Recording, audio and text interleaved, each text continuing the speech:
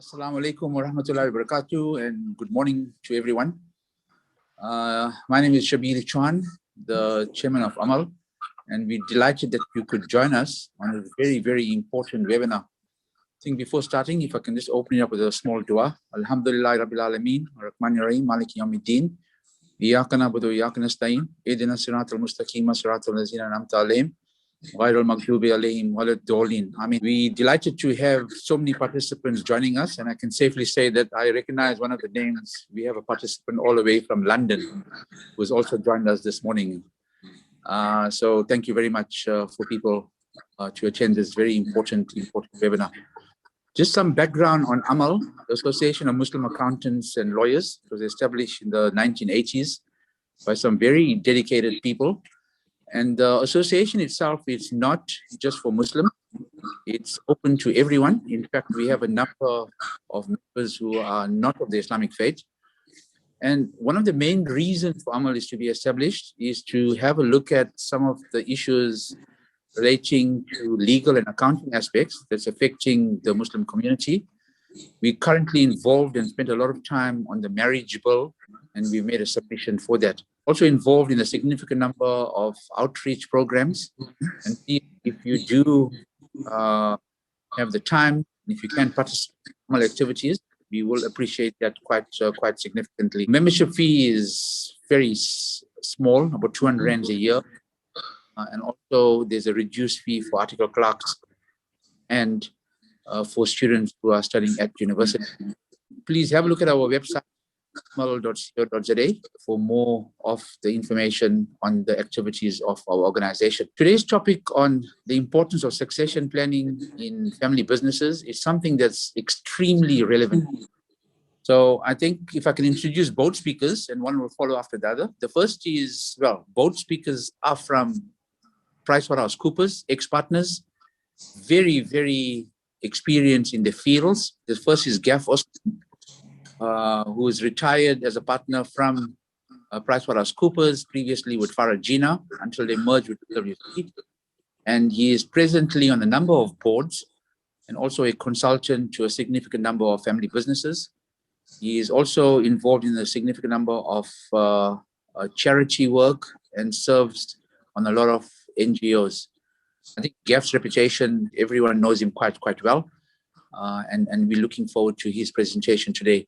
The second speaker is A.K. Essack, who I've worked with some almost 30 years ago at PricewaterhouseCoopers. He retired as a partner, but at one stage he was also the managing partner of PricewaterhouseCoopers in the Durban office. Significant amount of experience in dealing with family businesses. And I think when I joined way back in 1986, he headed up at that stage the Businesses Services Division at Coopers & Lybrand, as it was called. And he currently serves as an advisor on a number of family businesses. All I can tell you is that both these gentlemen, in my interaction with the clients where they are involved in, they're adding significant amount of value to these clients. Gaff, if I can hand over to you first, probably running until about half past 10. Assalamu alaikum to all. Welcome to everyone this morning on this very important seminar. As you all know, succession planning is nothing new. It's been with us for ages, and we grapple with it all the time. This morning, we're going to be talking about succession planning, specifically on family businesses in private companies. We're not going to be talking about the big companies where you have lots of shareholders and a board of directors, and the board of directors take care of their issues. But specifically for family companies, family-owned companies in private companies. And as you know, most private companies in family businesses, 60 or 80% of family members are involved in the business. So from that point of view, I'd just like to say that from my own personal experience over the last 5 or 8 years, and the clients that I consult with, most of them have moved in some form or the other towards succession planning. And I see that although it might not be a structured one, an informal one, but very, very helpful. People are seeing the benefits, and one can see that more and more young people are getting involved in family businesses and taking an active part. So there is a forward movement in succession planning. Although there are many old school companies where succession planning hasn't happened. And I think that's what we want to talk about. And obviously, if there are no succession planning, there is a danger of the business failing, profitability going down, and you can have problems and disputes and conflicts within the family itself. So to make it easy, I felt that maybe I sketch out a scenario for you, and maybe from this scenario, we can see the pros and cons of succession planning. Let's say for argument, we take a company that was formed by the father, and he had 4 sons. And the father passes on, and the big son takes control of the business. And one of the 3 sons is a doctor. He's not involved in the business. Another 2 brothers are involved in the business. And everything is going rosy. The big brother runs everything. The younger brothers are there in the business, but not very active. And there's no conflict. There's no issues. But that's not the end of it. Because as the business grows, there'll be more and more people coming in. And you'll start having conflicts, you'll start having disputes. So now, let's take a scenario where the big brother who's running the business brings in his son-in-law into the business. Then what happens? And then the sons bring in their sons into the business. And then you start having people comparing what they take home, what cars they drive, what drawings they have, and the issues all start, the conflicts, the disputes. So as a result, something has to happen early to avoid this sort of scenario. And then again, going back to the very first line I said, where the brother with 2 other brothers are in the business, whose fault is it that there is no succession planning? Is it the main guy or is it the other 2 guys? And you make your choice. My view is that everyone's at fault because nobody is taking the initiative to see what is going wrong, who's going to become the number 1, and if somebody passes on, what's going to happen. If the big brother passes on, then you're going to have a tussle for the chairmanship of the company, and you'll have the 2 brothers fighting, and there you have it, lawyers, accountants, attorneys, all going to be making money, and the business will suffer. So the idea is to get it right at the beginning. And who's going to identify it? First of all, you can do it internally. If you do it internally, obviously, there are sentiments, there's respect, people don't want to confront the big brother, and you're going to have issues like that. But if they're all open-minded people, and you can control it and sort it out internally, then well done. But as you all know, it doesn't happen so easily. And I think it's important for you as an accountant or an attorney or a trusted business advisor to intervene and help the family to resolve these issues. And I think that's where an external independent advisor is almost inevitable that you're going to have somebody on board. I know that AK serves on some boards and I serve on some boards, and it's very helpful because you are neutral. You say it the way it should be said. You don't be afraid of saying who's wrong, and you make the decision. So I think the scenario that I painted out for you is they got to resolve it either internally or externally. And if you go externally, you've got to have somebody who is neutral, not close to anybody, and I'm sure everybody has to agree on this person and move on. When you have disputes, when you have conflicts, then you're going to have all sorts of issues like running to arbitration, mediation. I know of court cases that are still running for 10 years and 5 years where family haven't resolved their issues. And I think it's vitally important that one puts this right at the beginning. If you got this thing right, then you have to follow through. What is the process to follow through? And that is to have meetings, minutes, action items to be implemented. No use taking a decision today, and next week when you come to a meeting, nothing has happened about the decision. Nothing has been implemented. There should be some decision. Should be some action item to say this is work in progress, or this can't happen, or it can happen. And you set out the ground rules. And I think the most important thing is communication. Once you communicate, you're transparent about every aspect of your business to the family members, there'll be less issues as you go along. Arising from this sort of resolution of the family business, one can then go on to look at the growth. And obviously, you're going to start looking at a corporate level. that you're going to be more corporatizing your business. And then the very important aspect of the business is the governance of the business. And I think we have some slides for you on the governance. Very quickly, I'll just take you to the slides. You can see what is governance all about. Okay, you can see that governance starts when the ownership and the business separate, and you're getting external people to run your business. And you as an owner, you play a more mentorship role, a more stewardship role in trying to run this business. And with governance, it even applies to directors. Directors got to follow the governance of the rules of the company. You cannot have your own rules about how you're going to do things. For example, if the company rules are that you will fill petrol in your car, then you'll fill petrol in your car and not in your wife's car. Simple as that. So governance has to be adhered to strictly. And by you setting the example, everybody behind you will follow suit. Succession planning doesn't only apply to the number one person or the MD, but it applies at every level of your business. Today, with technology, we are growing very fast. You have a CEO, you have a CFO, you have a IT department, you have HR. And in all these departments, you're going to have a backup. You're going to have a number two. You're going to have somebody who can take over, because staff, they can drop you at a drop of a hat. As soon as they get a big offer, they're gone. And you can't be in that position where you don't have a backup. So succession planning starts right at the top, comes right to the bottom, where you make sure that every department has a backup, a follow-up, so that there's no problem in the event if anybody leaves.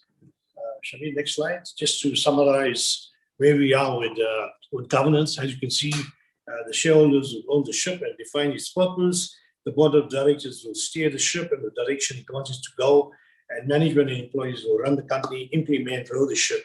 And hopefully, if you follow all these rules, the business will move from success to success. Now, why do businesses fail? Now, before we even get to this point, when you talk about getting your business into a proper corporate structure, or even if you talk about let's get to a proper business plan or a proper succession plan, there'll always be resistance. There are resistance. People will say, we don't need this. We have a good family. We have a good relationship. It'll cost too much money. But as the business grows and more people come into the business, you'll see that the resistance doesn't play anymore. So there are reasons why businesses fail, and we have listed quite a lot of businesses that fail. Some apply to succession planning and others don't. But just for information, we have listed quite a lot of them. The very first one, as you can see, is the post-succession planning, lack of trusted advisors. Advisors can be anybody, can be your accountant, attorneys, can be your advocates, can be even your close family friends who have other businesses, but you are very close to them and they will advise you. I'm sure people ask you for advice on their businesses, and likewise, you should be asking them and sharing some information. Family conflict, we spoke about family conflict, how family conflicts can arise, how issues can arise, where disputes come about. There's no ways that there's not going to be any conflict. There'll always be conflict. There'll always be disagreement. But we always have to agree to disagree. We're always going to have different versions from different generations. And nowadays, our youngsters are going to universities, they are graduating into various fields. They're coming into our businesses. And yes, we have to accept what they have learned at varsity. They come with new ideas, new technology. And we shouldn't be not giving them a chance. Give them the confidence. Give them the break, and I think you'll see the benefits as you go along. I have seen it in the companies that I work with, where the youngsters have come through and they have really showing a great improvements into the business and giving big help to the family elders. We spoke about governance challenges, and as I said, that you as a director or the main shareholder got to adhere to governance yourself so that the others follow example. Exclusion of family members outside the business. This is a bit of a sore point. I've seen many family members who are not involved in the business, but somehow when their father died, he left a will and he's a shareholder in the business, and they exclude this person, and then you have disputes, and it's best that you sit and resolve. A person who's not in the business is shareholding right at the front when everything is hunky-dory, everything is rosy. Coming back to when everything is rosy, one of the very important things in family business is to have a shareholders agreement. And if you don't have a shareholders agreement, you can have problems. But no use having a shareholders agreement and you're running around to sign a shareholders agreement when there's a problem. Nobody's going to sign a shareholders agreement when there's a problem. So when everything is fine and rosy and everybody's happy, you put in on the table a shareholders agreement, debate it, sign it. So if there's any issue, everything is in writing, how people can be retire, emigrate, or anything like that. There are various other reasons for Shabir, can we move to the next one? For why business would fail. And as I said, some of them will be talking about no strategic planning, no business plan. And eventually, sometimes there are certain issues beyond our control where businesses fail. And a very typical topical thing is COVID today. Unfortunately, nobody expected COVID. We were not prepared for COVID. And those of you who are involved in the hospitality and the travel business and in the building industry will know the impact that it's had, the ripple effect it has on various other businesses. So some businesses are controllable, some problems, and some are not controllable. And by no means, in my view, most of the items that we have listed there are controllable. It's our own doing that we don't get it right. And one of the other issues you'll see in the next slide, I think, and it links to business succession planning, is where intermingling of finances, not separating personal expenses from a business expense. This is a common thing in family businesses, where people want to put in their family expenses through the business. And then while things are good, everybody allows it. And when things are bad, then it's a detrimental to the business. I'll just give you one simple example. When a grandchild in the family gets married, the business will pay for all the expenses because the business is doing well and it can afford it. But 5 years down the line, another grandchild gets married, the business can't afford it. And then the parent will come and fight with you and say, but my other brother's son got married, everything was paid for him, why not for me? So they are forced to do it, but it's to the detriment of the business and will affect the business. So it's very important that from day one, you separate business expenses from your personal expenses.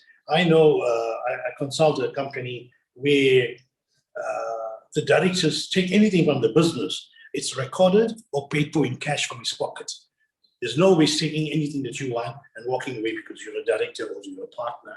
So those are the disciplines has to be brought into the business from day one. Can we go to the next slide? Coming to some practical issues, as you know, corporatization is a journey. Even succession planning is a journey. It can't happen overnight. You've got to start it and go take it in stages. You don't want to upset a guy who has run the business for you for 10 years and you're unseat him. There's no ways you can do that. You have to do it in a gradual way, in an amicable way. I think another very good idea for the family to do is that when they have meetings is to rotate the chairmanship.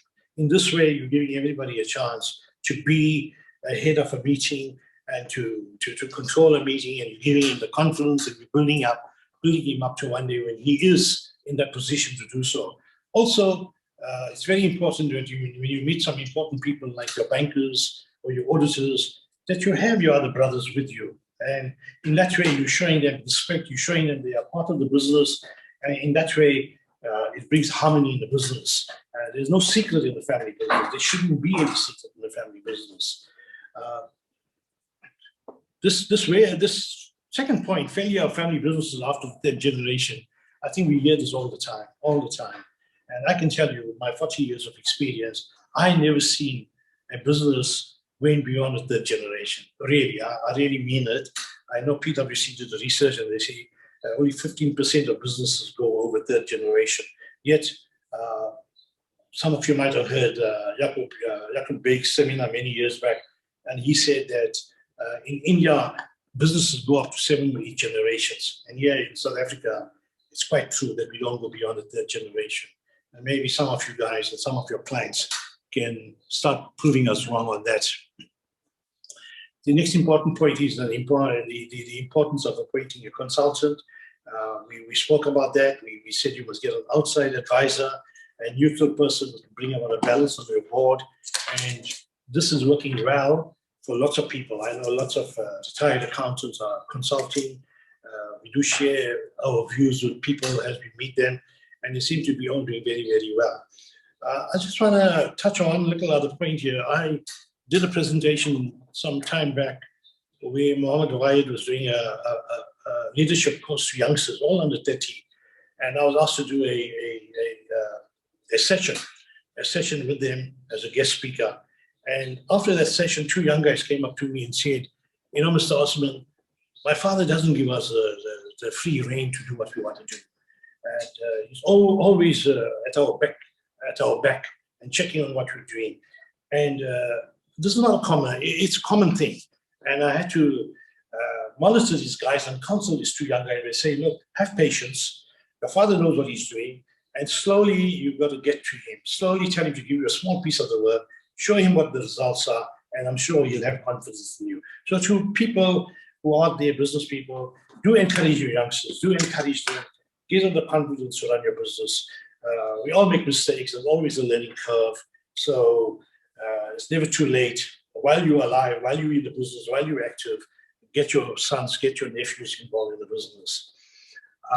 Some of the other points there are, we have to prepare a budget for succession planning and always have a stress session from time to time. No use having a stress session and doing your SWOT analysis and nothing happens after that. The implementation of whatever you do is very, very important. I've seen many, many times people do lots of things, but when it comes to implementation, they fail. I think I've said enough. Shabir, I'd like to touch on two very other important family issues, but not now, maybe in the end when we have time, which is not relating to succession planning, but more with family issue. I don't know whether I should say it now or later. Okay? The thing that I want to try planning, and it involves family, is, and I think it does come under succession planning as well. Real example where these people were clients in our office, and there were three brothers that had a very successful business. And within 5 years, all the sons came into the business. And another 2 years later, another three sons came into the business. So you had 9 people in the business already. So yet, one day you had 3 chicks being thrown out for salary, and 5 years later, you got 9 chicks thrown out. You had 3 cars full in petrol, now you got 9 cars full in petrol. And what has happened? The business couldn't sustain this sort of business, couldn't sustain this sort of cost. And what has failed in this business is that they didn't diversify. So my main point to everyone here is that get your clients to diversify. When you see that the business can't sustain so many family members, by diversifying, use your existing business as a synergy for other businesses. And something just comes to mind, and I'm not copying anybody about it. If you're selling tiles, then there are a lot of other synergies in the tile industry that you can do. Get your son to do manufacture tile fix. Get one son to start a tiling company where he actually does get people to tile. And while you're selling tiles, you are providing the extra service, the value-added service, and you expand your business that way. But if you do have the money, you can go into another venture, but diversify. Don't let everybody sit in the same business, because number one, you can't sustain the cost. And number two, the second part is that you're having capacity in the business which you're not utilizing. And the guys get lazy, and you'll find the guys going to the gym, and you'll see guys playing golf, and things like that, and the business suffers in the end.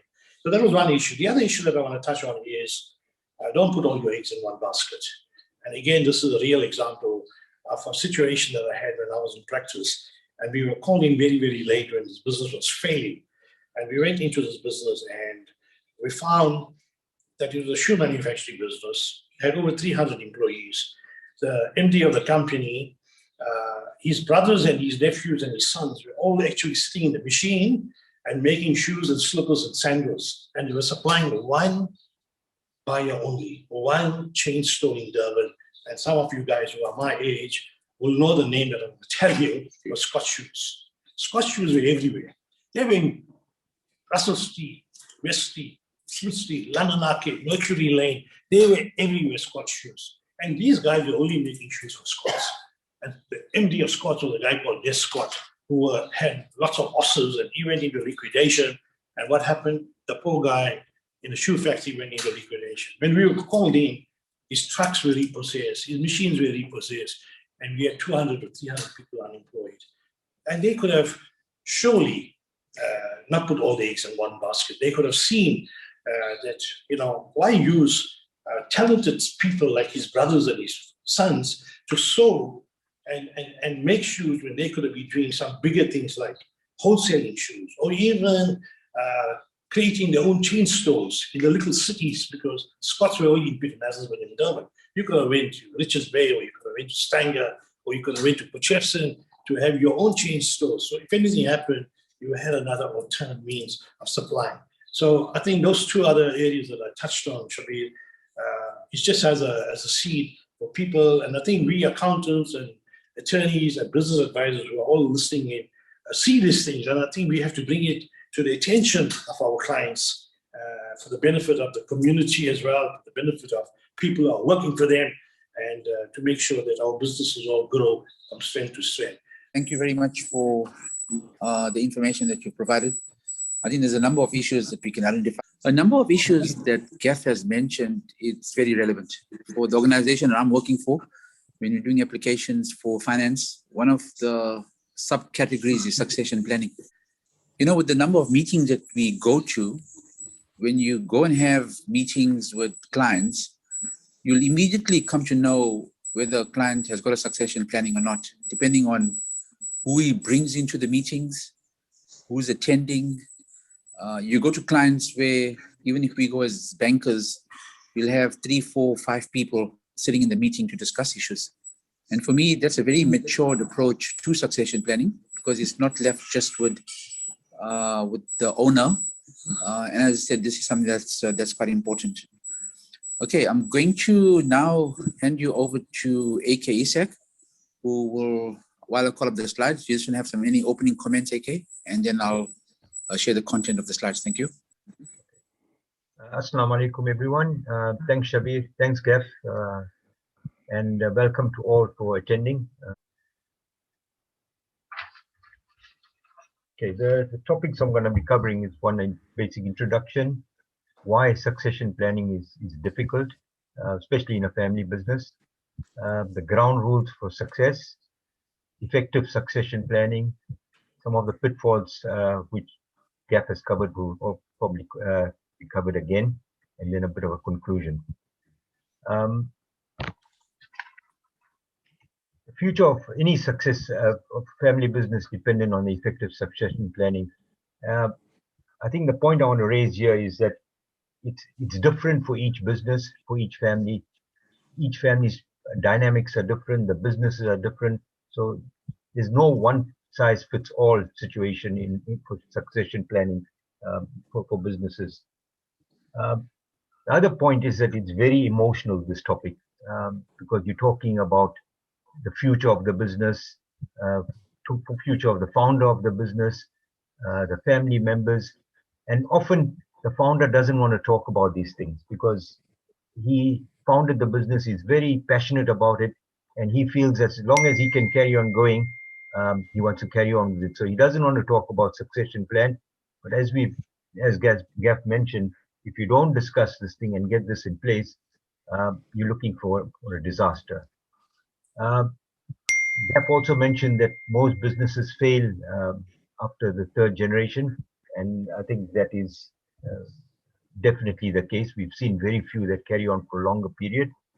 I look at a business as an amana to the family, and if everyone, each family generation looks at it on the basis that I'm going to leave it in a better place for the next generation, then I think you'll achieve a successful family business. But if you look at it on the basis that what can I get out of this business while I'm around, then it's a disaster. So I think you have to look at it as an amana, as a family inheritance, and something that you leave for future generations. Okay, next slide. The biggest problem you have in family business is entitlement of the family. Because I am the boss's son, or I am XYZ family member, I am entitled to be in the senior positions in the family business. That is often the biggest disaster that you have to overcome when you're talking about succession planning. It's not about who you are, it's what you can perform, how you can perform, and what you do in the business that's important. And this is, if you overcome this hurdle, often it's easier to talk about succession planning. But if you're talking about only because I'm so and so, I'm entitled to it, you're going to have serious problems with regard to succession planning. Uh, Often the founder is reluctant to or unable to give up the reins. He's passionate. He started the business. This is all he knows. He worked 7 days a week, and often it's not easy for him to give up. And there's that joke that we all know, we've all heard before, is that this father is on his deathbed, and all his sons are around the bed, and he opens his eyes and he looks around, and all his sons are there. And the first comment he makes is, "Who's running the business? Why you all are here?" Uh, that's the type of thing you talk about a founder. He lives for the business, and therefore it's very, very difficult for him to give it up. The next point is the favoritism of the founder. He often, amongst his sons or his nephews, he's got a favorite. Often it's someone who was the most senior, who's been in the business with him for a longer period of time. Or you're talking about someone who sort of, he's got the same mannerisms as him, the same way of thinking, and that person becomes the favorite of the founder and the heir apparent to the family business. He might not be the right person, but because he is the favorite, he normally succeeds, and that's where the tension in the business starts. So it's often important to keep these emotional issues out, and as Gaff mentioned, to get outside people to assist in that process enhances the value of this whole succession planning process. Then the next one is the future leader must be a family member theory. This has always been an issue, and often you don't find that the family businesses can keep good staff because they see a ceiling that I'll never become the CEO or the CFO or the COO of this business because I'm not part of the family. And I think this is critical for the success of business. If you got a strong person who might not be a family member, but he is definitely the right candidate, you need to consider that person above the family members when you're talking about succession planning. I think this is now beginning to happen in a lot of family businesses in our community, where people outside of the family are being considered for senior positions. Family feuds amongst the next generation, especially if you go to third generation when there are no more brothers with the father, you are now talking about cousins, and it's not the same. I've seen it so many times, and that's where, because the point is, we are no more talking about immediate family, we are not talking a slightly distant family, because we are talking about cousins and not brothers. So family feuds are something else that happens normally second generation or third generation, but more so third generation when things are getting a bit distant. Often the big problem you have with the next point is no obvious choice in the family. You look around and you can't see an obvious choice to lead this family business. And how do you tell a father or the family members, you know what, I think we need to look outside. We don't have a candidate here who can run this business. It's not easy. It gets very emotional. But as Gaff said, when you got outsiders in that meeting, you can make those comments because we've got nothing to lose or gain in that discussion. We are honest about it and we'll tell it how it is.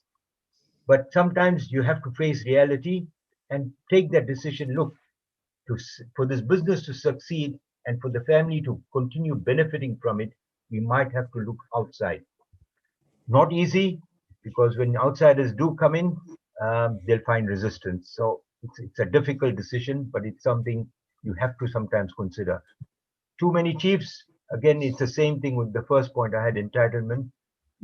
Everyone wants to have his say, has his own views, and you don't make progress because you get blocked all the time because everyone wants to have their way of running this business.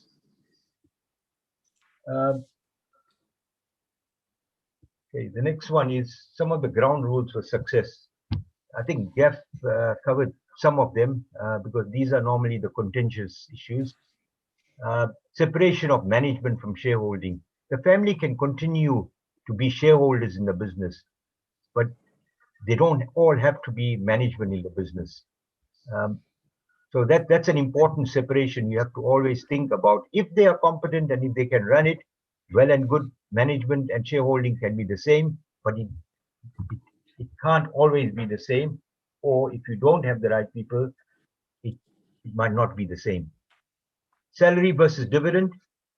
I think Gaff covered that. One important point is that if you've got a business and you've got two mouths that you're feeding, then it becomes four, then it becomes six, then it becomes nine, and the profitability often is not growing at the same rate. So now you've got so many different people that are drawing out of this business as a fixed overhead to the company, and yet the growth is not there in the business. So it's important to separate performance and reward versus your dividend. It's difficult again, but it's something you have to consider because dividend is based on profitability. If we can afford it, we've done well, we will share the profits out. Salary is based on what you are performing and what you are contributing to that business. If you can't give everyone the same salary for doing different and mundane work, because then it's going to be a recipe for a disaster. I've seen that in practice where something was done like that, where every family member was getting an equal salary for years.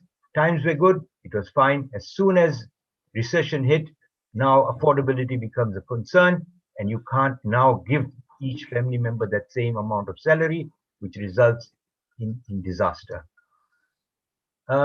Family councils for dispute resolution, good idea. Again, getting a third party or outsiders, not one, maybe two, to assist the family founder or family members in sorting out dispute resolution and avoiding huge court battles and expending a lot of money in legal fees. Principle of best person for the job applied. I think I made that comment earlier. It may be a family member, preferably, but it may not be. Best person for the job means that you will make sure that the business comes first. Effective succession planning, what we're talking about. The next point, which I just mentioned, is business comes first. The important thing is don't put your priorities in the incorrect order. The business is the key. That's the cash cow that's generating the profits for the family to survive and to the family to have a lifestyle. And then to make sure that that continues, you have to make sure the business comes first. Work ethic, this is a serious problem. I think Gaff raised some of the points as well. Is, I don't know what it is, but the younger generation seem to enjoy life more than the older generation used to. They used to work 7 days a week, and whereas now it's about, I need my holidays, I need to go to the gym every day, I'll come to work about 10 o'clock and leave at about 3, I need to go and fetch my kids from school. All those issues are creeping into family businesses, which means that the work ethic is often neglected. And that results in the family business not performing and not being able to compete in the marketplace when things are fairly competitive out there. Gaff raised shareholders agreement, very important. Do it upfront, not when you got a dispute. So when you get a dispute, you can't now agree on anything. Whereas if you had rules of the game in a shareholders agreement, it makes a big difference because everything is in writing and everyone agreed to it. Okay, effective succession planning, impartiality of the decision making of a future leader. I think that covered to some extent. Look at everyone on its merit. Be impartial when you're taking that decision. Preferable to have non-family member to chair the process. What are the qualities that are required? Don't only look at varsity qualification. Look at interpersonal skills. The person leadership skills are all vital in being able to run the business into the future. So I think the qualities side of the future leadership of the business is very important. On that score is you might often want to do assessments, tests HR type of tests to assess the, whether the person has the skills to run this business. Does any family member possess these qualities to a large extent? That's what you're trying to first achieve. If not, then you may have to look outside. The most important thing is once you take a decision about leadership positions, there has to be a buy-in of the other family members. If not, you're going to get sideshows all along, everyone not listening to the leader because they haven't bought into the whole process or haven't accepted him as the leader. The favorite term today, step aside, we're hearing that every day. If a family member just cannot accept the leadership of the family business, who has been appointed, whatever, rather than stay inside the business and destroy it from within, it might be better to step aside and do something else. As Gaff mentioned, you might want to diversify, you might want to get him into do something else, but don't let him stay there and destroy a good thing in the family business. I'll give you an example. I had a client which we thought it was a simple thing. It was just a father, a son, and a daughter. And the daughter she was a professional, she wasn't in the business. So it was easy. There was only one successor to this whole thing. The son was going to get into the business and eventually take over. He goes to varsity, he gets graduated, he comes into the business, and the father decided it's best if he starts in all the different divisions within the business so he can learn all the different aspects of the business. And he starts doing that. And within a few years, you can see there's problems because although he was competent, he had huge interpersonal skill problems. He just couldn't work with people. He couldn't accept that someone knew more than him. And because he knew that he was going to be the future CEO of the company, he started destroying a good business. And what we had to do eventually is, after many years of trying to get him to change, which didn't succeed, we then took a part of the business, carved it out, and made him run that business on his own, and kept this family business intact, which was a highly profitable and continues to be a highly profitable business. Now, the decision wasn't easy, but we had to do it to save the business, which was the cash cow for the whole family, and just not for him. And it wasn't easy to then tell him that it's probably best if he steps aside and does something else. So all I'm saying is something might seem very easy, that this business didn't need a big succession plan because it was sort of made for us, but it didn't work out like that. As I pointed out, the next leader does not have to be family, preferably family because it's easier. But if you don't have the right individuals, you may have to look outside.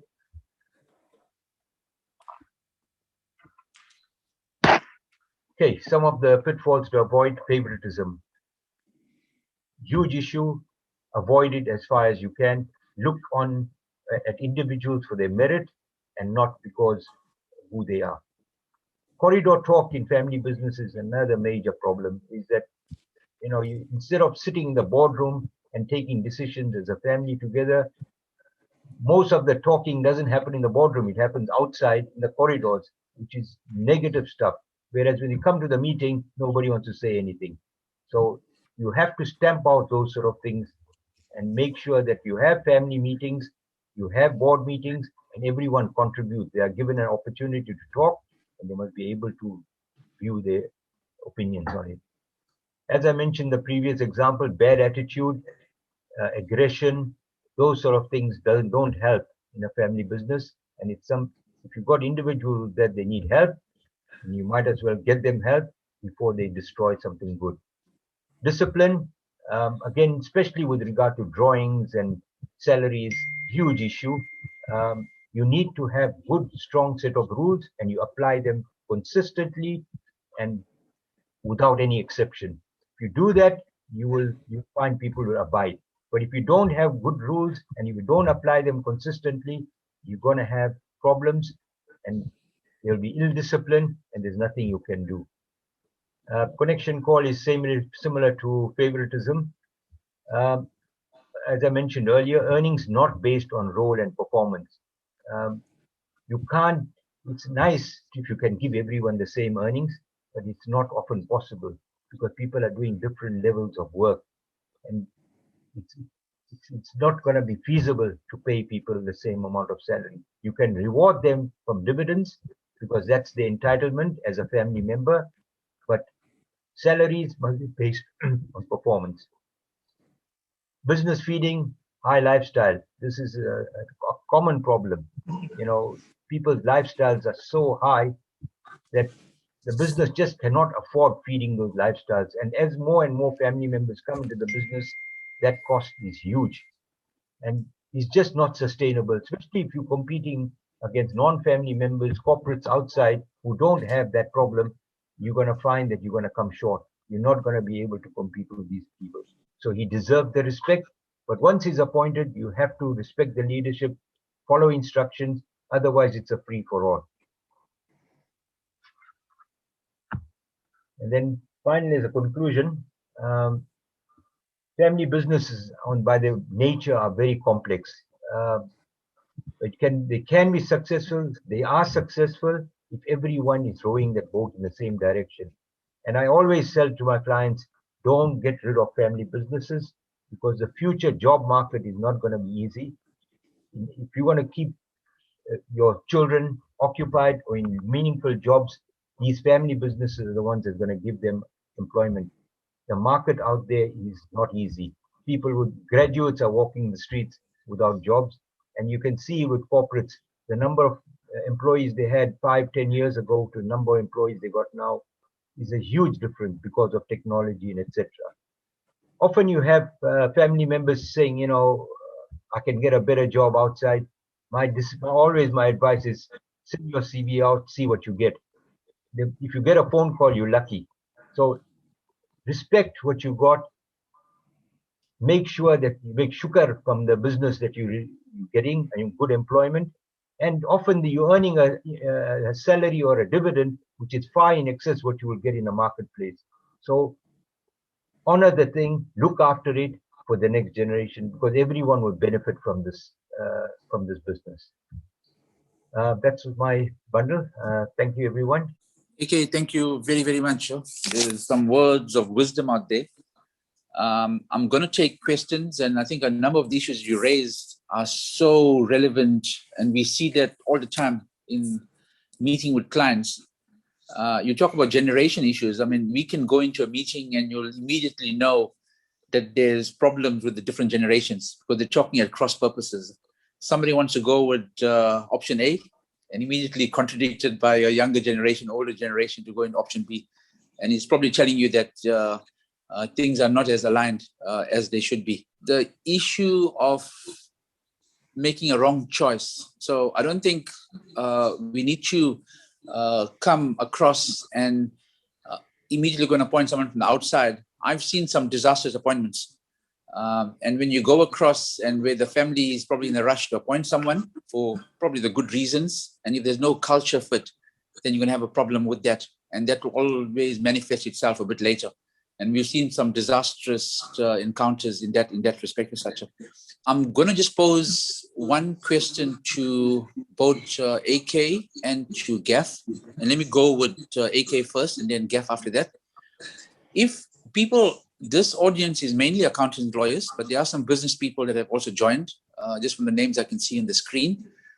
But I think accountants and lawyers, they have a great role to play in this. But my interaction or my view on this is existing accountants and lawyers are not marketing themselves adequately to go and play a role. So they're very keen in getting the audit out of the way or getting the one contract for the properties, but they're not engaging with their clients on this topic of succession planning.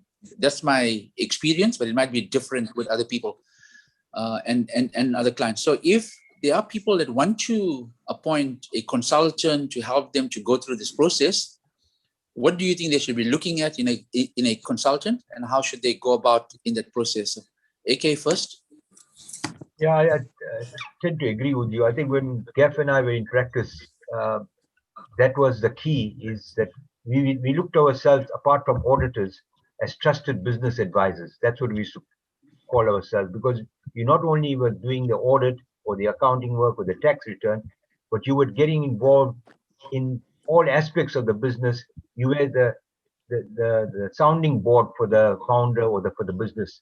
And I think that's if I advise to the younger accountants and lawyers is get involved, talk to your clients about more than just the audit or the contract. There's lots of other things they need to talk about, but that confidence comes over a period of time. You build a trust, and thereafter you will find that you will be able to do more work with that client and help those businesses into the future. As far as the client goes, he has to be able to have a connection with that person. That doesn't come the first meeting that you have. It comes over years. The guy builds up a trust. He builds up confidence with you. He then can call you in and talk about sensitive issues regarding his business or his family. And all I'm saying is, don't expect the first time you meet someone you're going to hit it off. You may not. It might take a bit of time, but build up a relationship with the one that you're using. No, I agree with AK. I think you have to give value to the client. You have value add, and just doing the accounting and auditing is not enough. When you're doing a clearance meeting or your final meeting, you're going to introduce new things to the client and bring to his attention that what you have seen from the outside. You know the old saying, you get someone from the outside, you see something that you don't see inside. And that's really true. From the outside, you see things. So the outside accountant or auditor or the attorney can always bring to the attention of the client things that he hasn't seen in his business. And that's where the value add comes. And you got to do that. The other drawback with some of our clients, and I think they're getting more up to date now with new technology, is that they audit and their balance sheets are done 15 months after the year, which is really, you're talking of history, where you should be talking of things that are current, live. So I think more and more clients are getting to that with technology and with new accounting systems and all. I think that's very important because you can make decisions that are there prevalent, not what happened 15 months ago. And I think you don't blame the auditors for that because the clients themselves are not ready. They're not ready. So value add to clients is very important. I think accountants and attorneys have a very, very big part to play to highlight the shortcomings in someone's business. The question is, from a very, very prominent lawyer in Durban, is how do you influence the founder to change his or her archaic approach when it comes to governance? And let's go to Gaff first this time, and then we'll come to AK after that. Gaff. Well, I think you have to show him the pros and cons of governance. And he has to set the example as being the head of the company and to show the people behind him or under him that governance is very, very important and that he's adhering to the rules of governance. It has to be disciplined and everything must follow the governance of the company. So it's not going to be hard to convince him. It could be a one-to-one meeting with him and to show him the benefits that will flow out of the governance down the line. Okay. I agree with Gaff. It's not easy because, a founder ran his business himself. He was governance. He wasn't answerable to anyone. So for him, it's very, very difficult for governance rules and all those things to be put into place. But if you show him the benefits of it, and now the business is no more a one-man business, you've got family members, you've got outsiders in the business, you have to have good rules. Otherwise, you're going to have problems. And I think if you demonstrate that to him, most times over a period of time, it might not happen in the first meeting, but the guy normally sees the light and he changes. Assalamu alaikum. Wa alaikum salam. Go ahead, Zakaria. I have, okay, I've been watching your slides, looking at the third generation businesses normally don't pass to the third generation, and it's so true. Alhamdulillah, in my case, 30 years in the business, I'm 51 years old. I'm the second generation, and my son that entered the business 2-3 years now. I basically, we put my brother and I, that we're my only sibling, that was part of the business from day one. When we started in the late 80s, early 90s, and and I can still remember, when we started, my dad, my late father said, "This is not your business. You're working here." And we started with 800 Rand a month salary, equating to roughly around just under 200 a week. And we had to, and from since then till now, that is how we manage and conduct our business. Both just one brother, so we don't have any grievances with who's taking more and just help yourself on the till and stuff. And I adopted the same thing with my two sons as well. My eldest son, he graduated in business admin. He's 25, 26 years old. He's married, alhamdulillah. My second son is 19 years old, and he joined a business about a year or two ago. And, one brother versus the other brother, obviously they're taken as employees because my brother is still a shareholder. I've got a 50% and my brother got a 50% share. And so my sons are seen as employees in the business, and but they take it as if they own. They put their whole heart, effort into the business as well. And by me doing that, they say all five fingers are not the same. And same thing applied to me and my brother. When my father saw the differences in myself and my brother, and all five fingers are not the same. So he identified the skill set of both of us, and we automatically placed ourselves in certain positions in the business. I eventually became from hand-on operations. I was getting it was getting too monotonous for me, and I took a backseat on high level on the finance side, negotiations. So I continued that and my brother loved his operations. He liked to be with customers, and that was him, and he still like that today. So I see the very similar thing with my two sons. My eldest son always wanted to excel in education, and he wanted to continue his studies and whatever. And my younger son was just not interested in school. That was it. So at some point we had to say, you make up your mind, you want to leave school. So he joined. But I'm seeing the other side of my second son. I am seeing the potential in what he can do. So the business has grown I belong to automotive industry, and we had a single store. We've got a workshop, and since then we've grown to now we've got 3 workshops, tire fitment centers. We've even created a wholesale division network within our industry where we wholesale to other smaller tire dealers in the catered area, and we've also tapped into other regions like the other provinces. So from a little family network, our business has grown. But where I find that now that I've taken kind of a partial backseat, I work from home remotely. I do everything from home. I hardly go to the offices, and I just look at the reports, and I'm content with where the sons have taken the business to from where I left. And so I don't question them on some of the things, but at a high level I get involved. And my concern after listening to what you guys what you are saying is where does the business, in terms of succession planning, I've only got 2 sons. My brother, he's got 3 daughters, but I don't see them being part of the business because once they get married, they're gone. So I'm trying to see how I can satisfy all parties, including my brother, going forward. Because at some point he's going to say, I think I'm done now. Let me go. Or, I don't know. What's going to happen there. Or he might want to say, I still want to be part of the, but let it carry on right till the end. Then the other, in terms of succession planning, my sons, just 2 sons. Where does it go from? Because I've seen businesses where they had no heirs for their business. They worked all their lives building this little empire, and come to the age of 80, they want to cut loose. They've got no family to take it over. Neither do they have any good potential buyers for the business, and he's left with a situation. So good business, but nobody interested. But that's a concern or fear I have taking this business to this level. What happens from here when I'm not, and where my kids will take it, and when we don't know. Allah knows our best because I don't have grandkids yet. But let's say at some point there's only 2, but anything can happen. What happens after that? Where continuation for legacy to carry on? How do we spread this?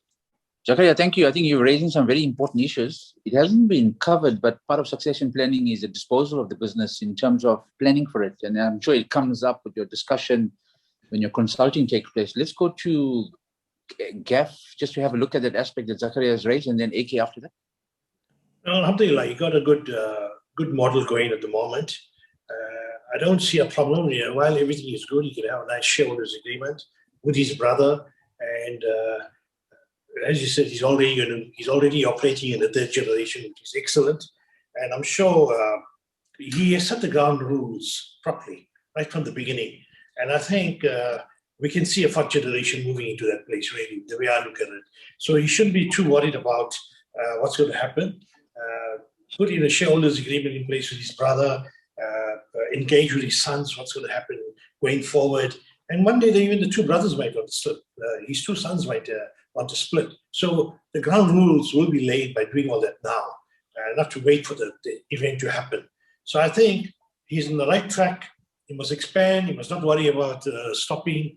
He's got a good growth potential. The potential of his two sons taking over the business as MDs is there. They can have more people behind them or under them as managers to grow more branches. So I think it's a good model at the moment, and you shouldn't be too concerned about what's going to happen in the future. As long as he puts the ground rules now, he sets the rules now with the sons, his brother, and the shareholders agreement obviously would cater for if his brother wants to retire, how he's going to retire, how he's going to get paid out, and things like that. Obviously, when someone wants to get paid out, the shareholders agreement must also take into account the liquidity of the business. You don't want someone to go out and then the business suffers liquidity. So all that has to be taken into account in an agreement. Okay. Yeah, I agree. I don't think I've got much more to add other than the fact that don't be concerned about what's going to happen in the future. I think the next generation will take care of that as long as it's a good business. And as I said earlier, don't sell the business because the next generation will need employment. And these family businesses are the ones that are going to create employment for the family. So don't be too quick to sell the business or close it down or whatever. Just some comments here. This is from the representative of Essack. Excellent discussion and well done to the presenters. A lot of food for thought. There is a point that's made by someone. Firstly, two excellent presentations. My comment is training is also crucial. These skills are not always natural, and conduct at meetings and with staff is critical. Talking down to non-family members of staff is common. And they're talking about the dynamic. Someone mentioned it about social skills, people skills, and that can also have a major detrimental impact. So can Gaff and AK advise accountants how to remain relevant in addition to the mundane accounting and tax function, and how to open this up with clients without appearing rude or forward? I think it's in the context of succession planning, but perhaps maybe AK, if you can provide some advice with your experience on the point that's been raised by an accountant. I think Gaff covered that to some extent. Add value to your clients. If you add value, you talk value-added things to your clients, other than IFRS statements and auditing standards and things like that, you will find they'll start listening to you. You talk business issues, you talk, what makes that business tick. You do some research before you go to the meeting so that you understand in what market that business is competing. So then you talk relevant things with the client. The easy parts are just talk your auditing standards. I've picked up this issue and that, and not material and all those things. Those are the easy parts. But often clients want to hear more than that. They want to hear about what I can do in my business to add value or to succeed. And I think Gaff covered that in one of the other questions as to what we can do as accountants when you're meeting clients. Yeah, Shabi, when the guys meet the client, and as AK said, I mean, the auditing and accounting issue is a minor issue because work is all done, and I get bored when I listen to accountants. When I sit as a consultant, accountants say last year's turnover was X and this year's turnover is Y, and really everyone can see that, but that's not important anymore.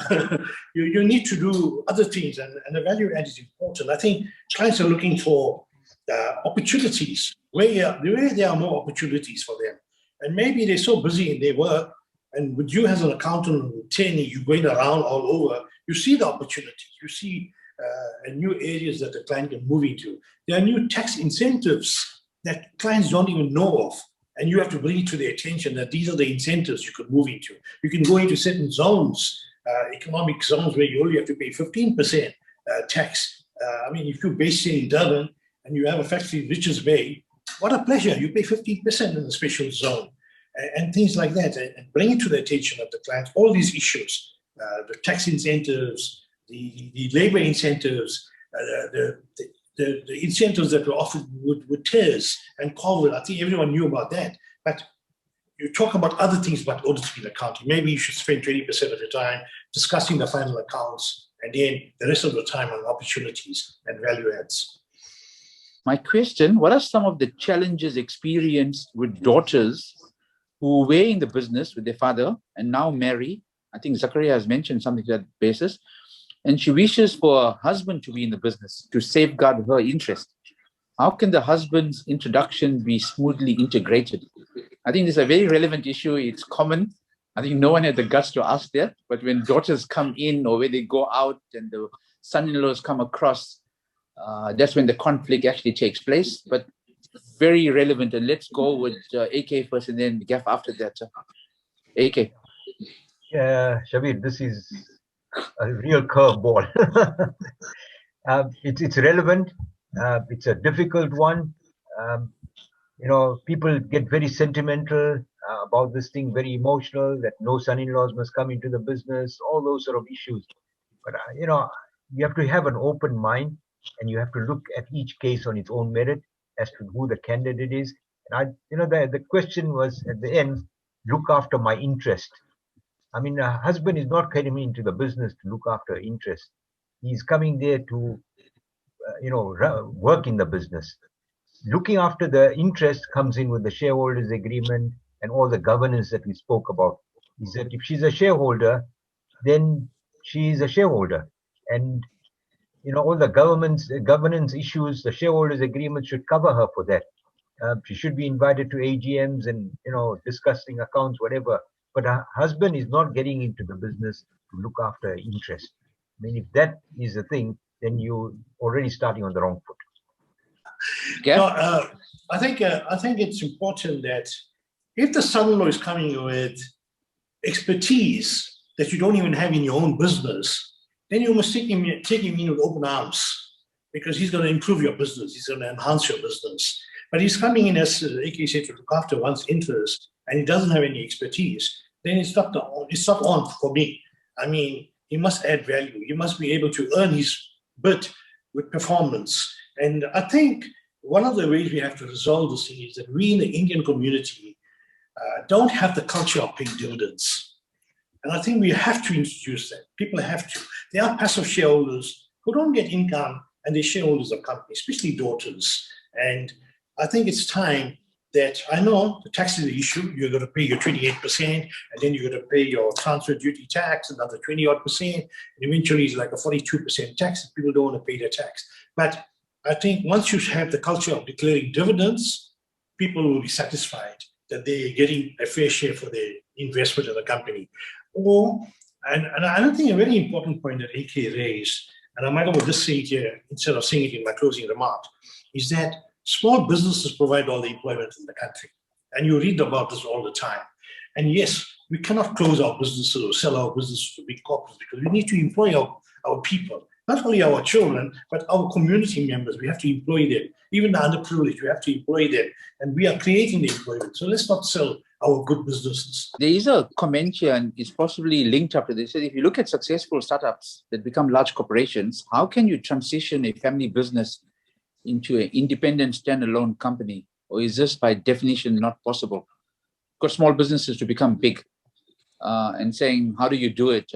It might have been covered, but let me give an opportunity to Gaff this time first and then AK after that, if you want to answer that. Gaff? No, I mean, every business will aspire to become big, and every business wants to grow and grow. And people do talk about listing as well. And there's nothing wrong with that. I think you can grow, and there must be no limits to growth. I didn't hear the other part of the question. Maybe AK, you can just explain what they exactly wanted about. To me, a company must be able to grow and must aspire to grow, yes. Yeah, I think, most of our small businesses, there's a lot of them that have grown into big businesses. And Shabir, some of our mutual clients have started with humble beginnings and today are huge businesses.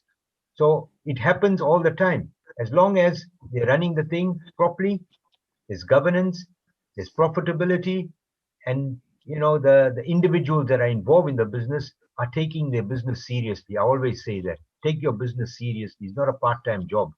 Then you'll see the growth. And I think, as a community, we've done very well. You see it every day.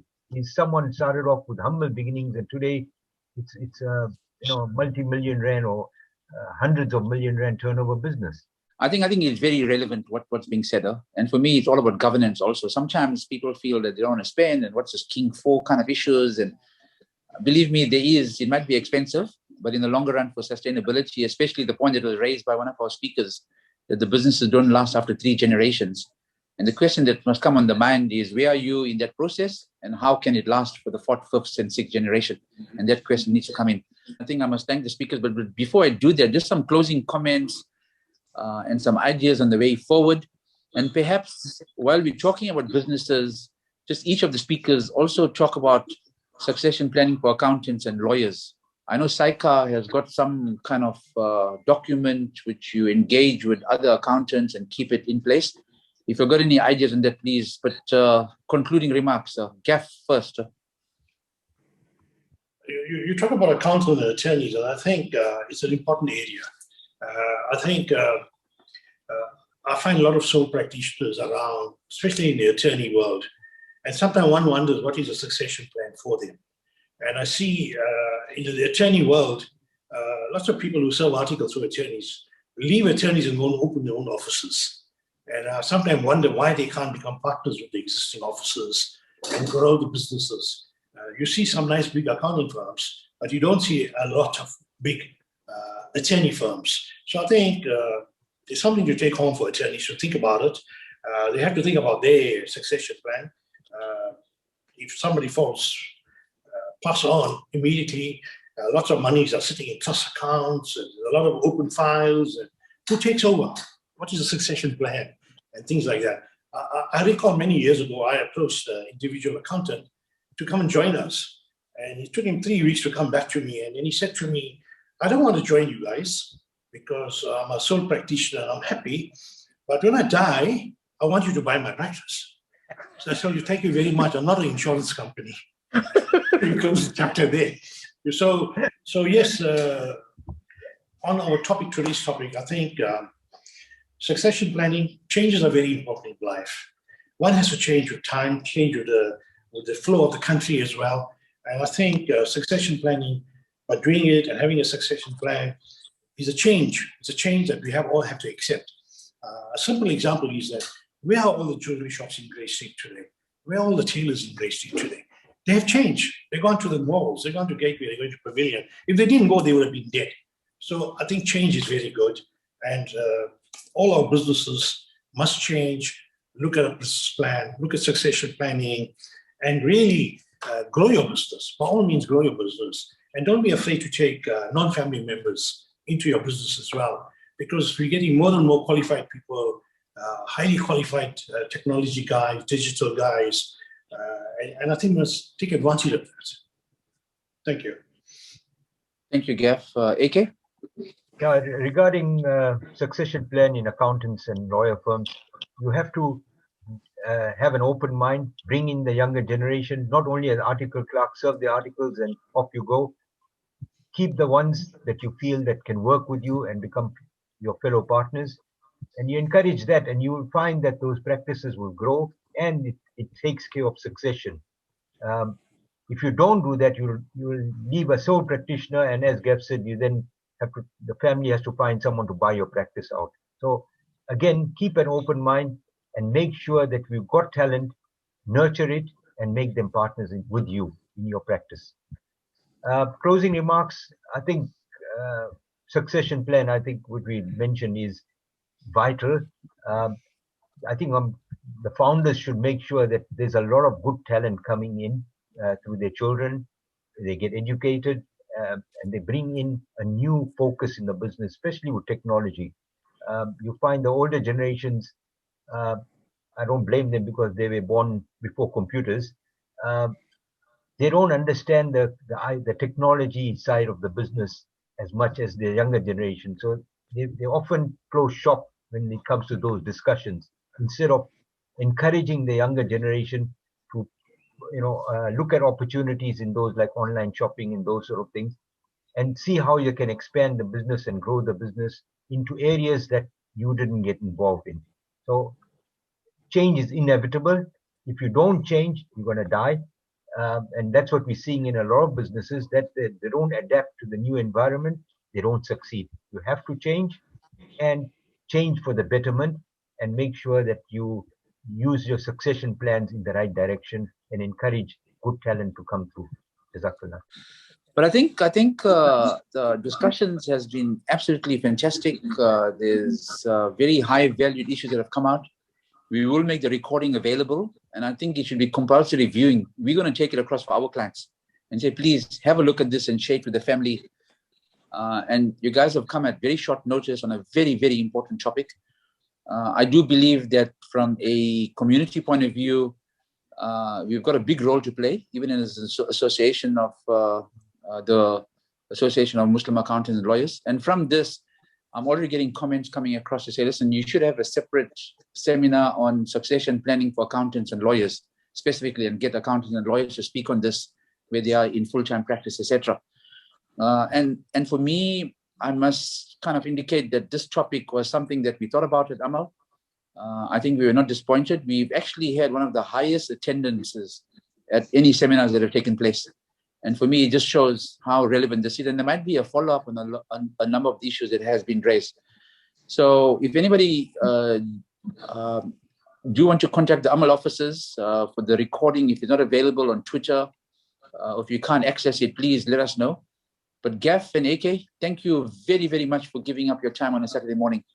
I think it was a brilliant kind of session. I've actually made notes for myself on a number of issues. I'm going to take all your advice and I'm going to speak to the clients when we're engaging with them on banking activities. So that's the issue that I got from today's session. But I do believe it's kind of relevant. And I think people start with your succession plannings now. Go across, engage with your accountants, lawyers, contact us if you'll need further details, and let's take it across. I do serve on some of the clients' kind of pseudo boards. I can't become a director, obviously. But we've added value. We've added value to the process to bring in some of the professional approaches, some of the thoughts and ideas. You may think that we're not adding value, but believe me, when you leave from there, you know you put something onto the table, and then it's for them to take it forward from there. So to the people that have attended, thank you very much. We do appreciate it. Please join Amal if you're not a member. And we look forward to your participation. We are having a seminar on the whistleblowing. It's the Public Disclosures or the Disclosures Act. I'm calling it the whistleblowers legislation, taking place, I think, at the middle of June. And after that, on stress and burnout in the workplace, that's taking place over the next 4 weeks at Amal. And there is something that has come across from POPI. You know, the POPI legislation goes into effect on the 1st of July. And there's been a request for how does POPI affect smaller businesses. So hopefully we can arrange something, and please just look at social media for the invitations. So from my side, it's 11:27. We're not disappointing anyone, and we're finishing 3 minutes early. Good morning. Assalamu alaikum wa rahmatullahi wa barakatuh. And thank you for attending.